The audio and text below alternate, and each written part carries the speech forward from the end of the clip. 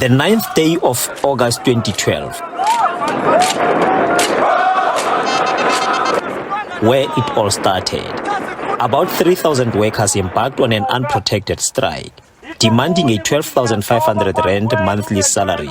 The strike was not sanctioned by their union then, the NUM. Reports of intimidation were rife before escalating on subsequent days. The NUM and AMCU were fierce rivals. A decade later, unions say things have slightly changed for the better. A couple of years ago, yes, there were intimidation, a lot of intimidation. But it seems like in the last few years, we grew up, and the intimidation and the working relationship between unions is much better. But NUMSA, which has made inroads into the mining sector, feels unwelcome. There is no unity between us and AMCU in Platinum Belt. This is despite the fact that they are organizing in some of our traditional sectors, and there is nothing that we are doing against them. As things stand, we have not had any mutual respectiveness from any of the unions organizing in the mining sector.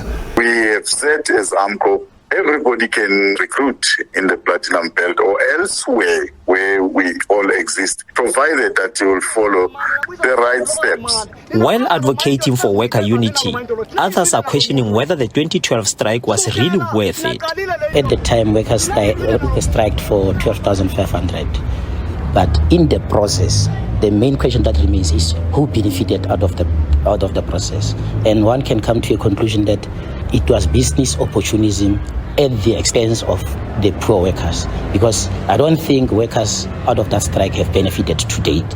There's no member in some of these big companies who's now earning 12,000. For that matter, any general member, there's nothing like that. They're all above. And we have achieved at the end of this 5-year period that we have signed with these companies now, nobody will be earning less than 20,000 in the Platinum Belt.